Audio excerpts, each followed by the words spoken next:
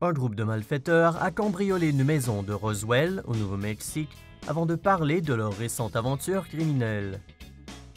La police a publié un enregistrement dans lequel on peut entendre l'un des criminels se vanter d'avoir cambriolé la maison de sa propre mère. Vous vous demandez probablement comment la police a mis la main sur cet enregistrement, n'est-ce pas? Apparemment, l'un des malfaiteurs aurait accidentellement appelé le 911 et invité la police à rejoindre leur petite conférence téléphonique. Durant la conversation, ou la confession, dépendamment du point de vue, on peut entendre une personne faire jouer le morceau « Wanted, Dead or Alive » du groupe de rock Bon Jovi. Excellent choix, les mecs! La police a tout enregistré. Les criminels ont même mentionné l'adresse de la maison qu'ils ont cambriolée, en plus d'une multitude d'autres informations utiles. Il n'aura pas fallu beaucoup de temps à la police pour retrouver ces amateurs. Les suspects, Yvonne Tiberg, Aaron Burrell et Marvin Myers, ont été accusés de cambriolage, mais les accusations ont plus tard été retirées. Qu'en pensez-vous? Myers est-il un idiot ou un délateur? Une caméra de surveillance a filmé un criminel tentant de voler un guichet automatique en Australie en le faisant exploser. Le guichet automatique de Darwin, dans le nord de l'Australie, a été vandalisé au point de ne plus reconnaître la machine. On peut voir des morceaux de pièces électroniques et de métal éparpillés un peu partout. L'homme a eu la brillante idée d'utiliser des explosifs pour ouvrir le guichet vers 3h45 du matin. La vidéo montre l'homme manipuler quelque chose avant de mettre feu à un genre de gaz qui mène à l'explosion. La force de l'explosion est si forte que l'homme est projeté au sol. Il perd même ses chaussures car on peut le voir prendre la fuite nu-pieds. Le guichet a été totalement détruit. La vidéo a été publiée par la police dans l'espoir d'attraper ce criminel. Le commis d'une station-service de la Nouvelle-Orléans a donné une sacrée leçon à un homme armé qui a tenté de cambrioler la station-service, mettant ainsi fin à son aventure criminelle qui durait depuis 12 heures. Le natif du Tennessee Jimmy Rogers a cambriolé plusieurs commerces de la ville entre samedi soir et dimanche matin. Armé d'un pistolet, Rogers a tenté de cambrioler 3 piétons, dont un qui a réussi à s'enfuir. Ces 2 cambriolages suivants ont été réussis, mais le criminel n'a réussi à amasser qu'un maigre 40 $ et 2 mobiles.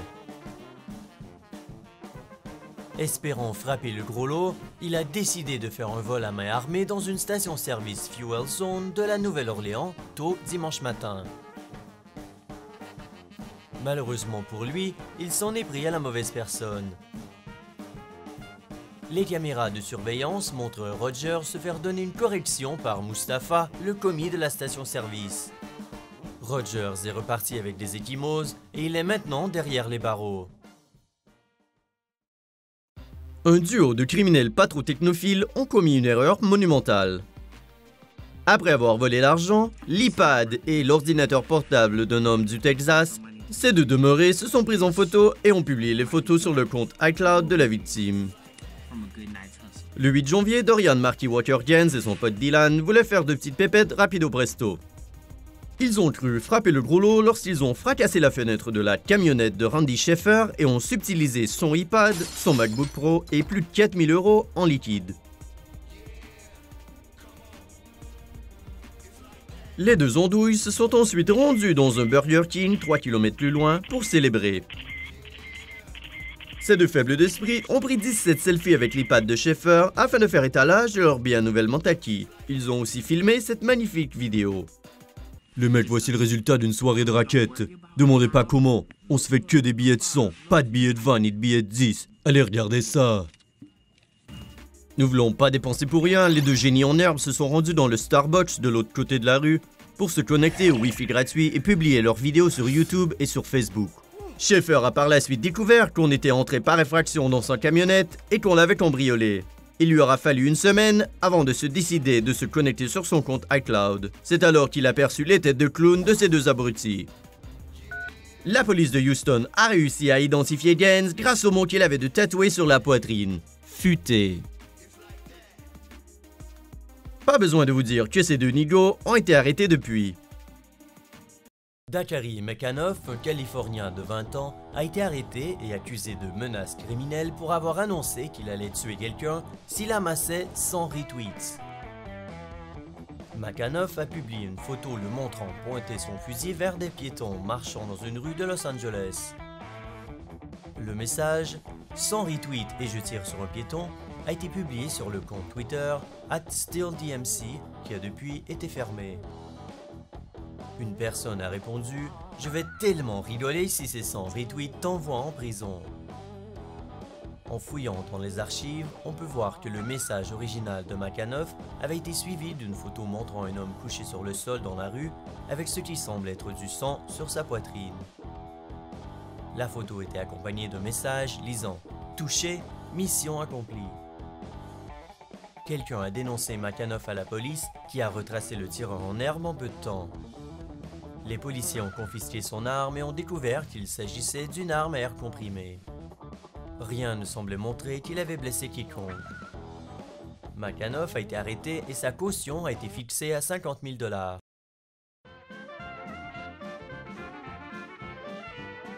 Un employé d'UPS a volé un diamant d'une valeur de 126 000 € qu'il a échangé pour un gramme d'herbe d'une valeur de 10 € le mois dernier à Phoenix. Le suspect, Walter Earl Morrison, 20 ans, un ancien agent UPS, a volé un paquet provenant de Brink lors du déchargement d'un avion cargo de l'UPS à l'aéroport international Sky Harbor de Phoenix. Morrison, le fumeur le plus bête que je n'ai jamais vu, a déclaré à la police de Phoenix qu'il pensait que le colis contenait de l'argent.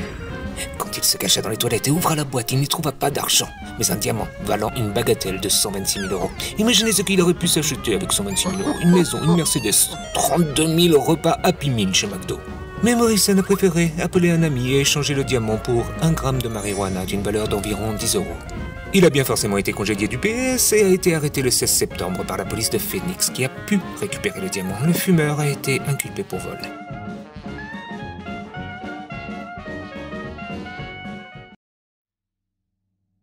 Jules Beller a été arrêté après avoir publié des selfies sur son Facebook de lui-même brandissant une mitraillette qui aurait été utilisée lors de ses braquages. Jules, qui sur son Facebook s'appelle Roi Roméo, aurait braqué 3 banques du Michigan l'an passé, récoltant un grand total de 15 000 €.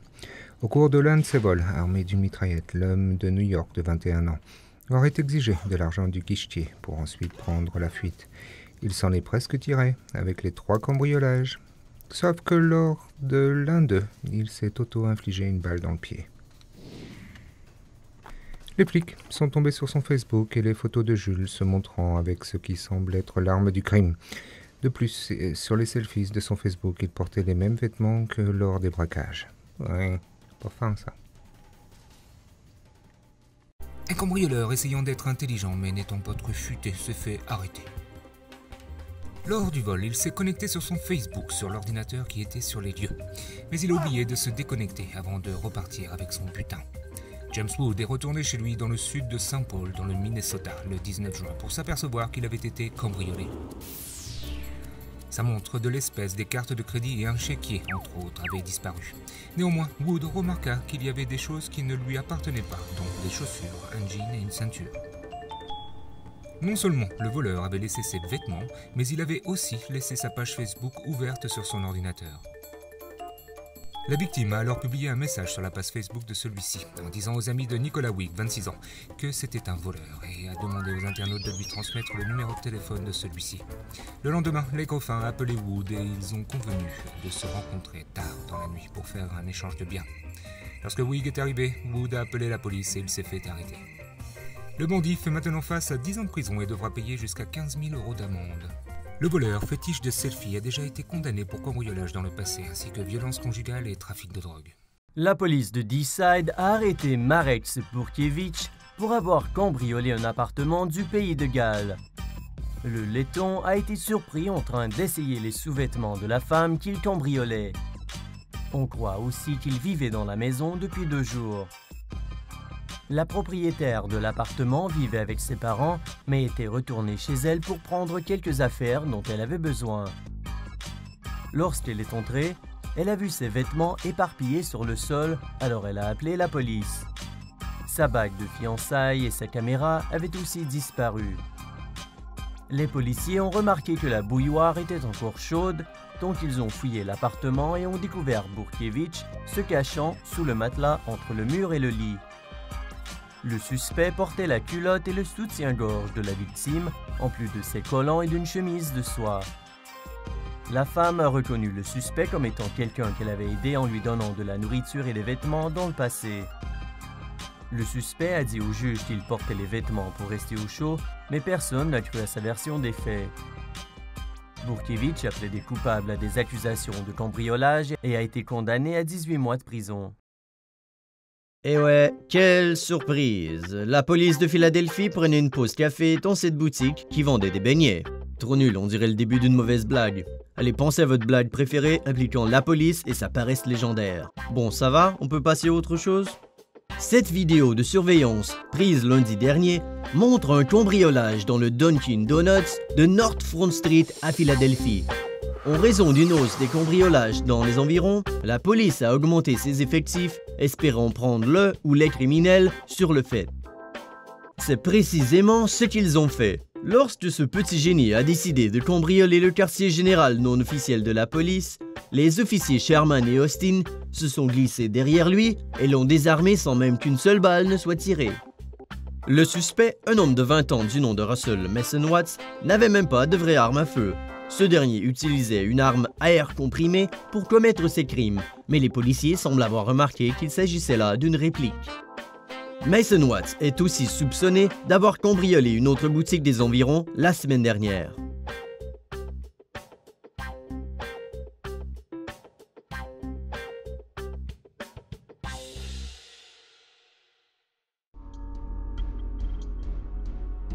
Le cambriolage d'une boutique d'alcool de Belfast, en Irlande du Nord, ne s'est pas déroulé comme prévu.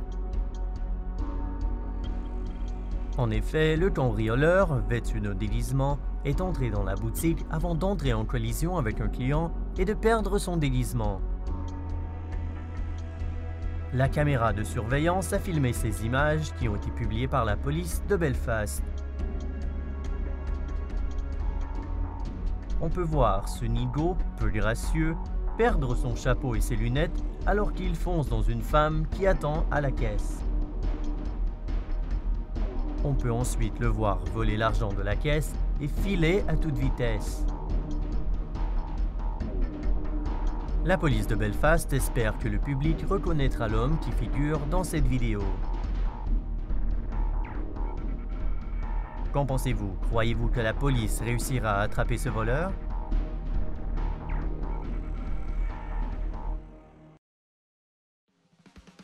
Un cambrioleur a été surpris lorsque son plan visant à cambrioler une pharmacie CVS de Sarasota, en Floride, a été contrecarré par un autre client.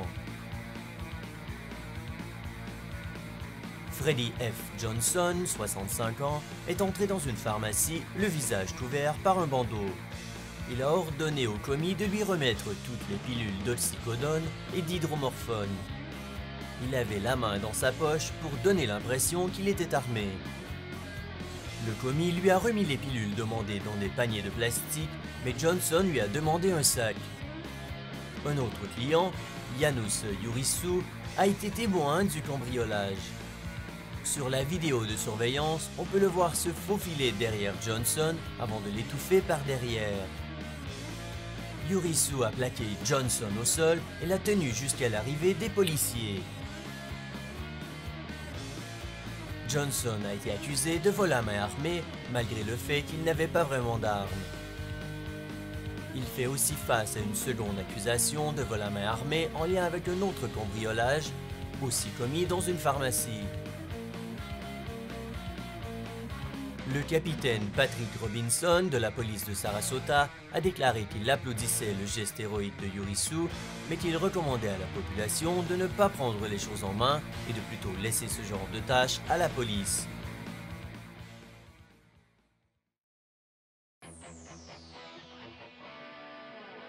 Vous croyez que c'est facile de cambrioler un magasin sans se faire prendre? Détrompez-vous! Voyez comment ce nigo échoue pitoyablement lorsqu'il tente de cambrioler un magasin de quartier. Pour financer sa dépendance à l'héroïne, Kyle Iveson a décidé de faire un hold-up dans un magasin de quartier. Il ne s'attendait vraiment pas à tomber sur la personne qui travaillait à ce moment, Karen Brown, sa belle-mère.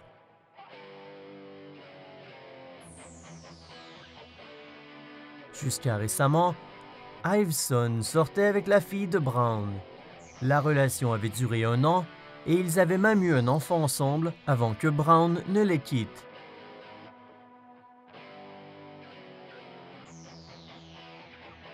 Karen Brown dit qu'Iveson est un naze que sa fille n'aurait jamais dû rencontrer.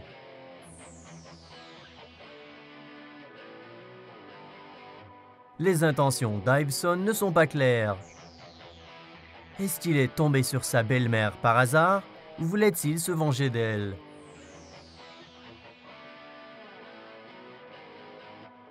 Durant le cambriolage, Karen Brown est demeurée calme alors que Kyle Iveson volait près de 800 € dans la caisse.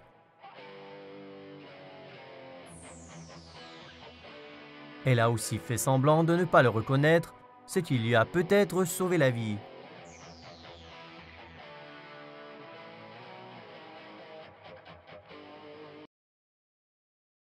La police a publié la vidéo d'un homme et d'une femme en train d'essayer de voler des cigarettes dans une boutique Speedway de Maple Road, à Ann Arbor, au Michigan.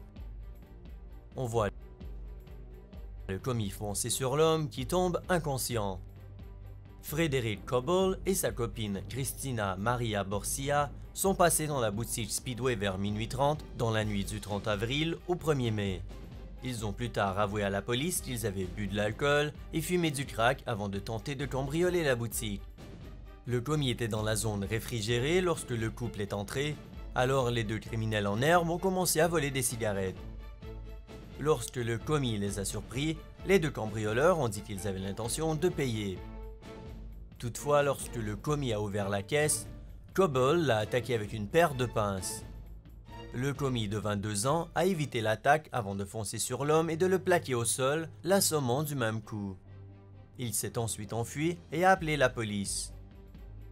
Borsia n'a pas réussi à réveiller son copain, alors elle a pris l'argent de la caisse avant de filer.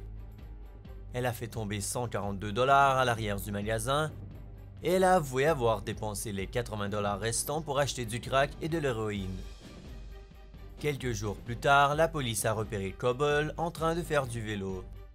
Les policiers l'ont intercepté, puis Coble leur a demandé s'il pouvait retourner le vélo à sa copine avant son arrestation. Les policiers ont accepté et l'ont suivi avant d'arrêter sa copine aussi. Les 2 suspects ont été accusés de vol à main armée et leur caution a été fixée à 250 000 $.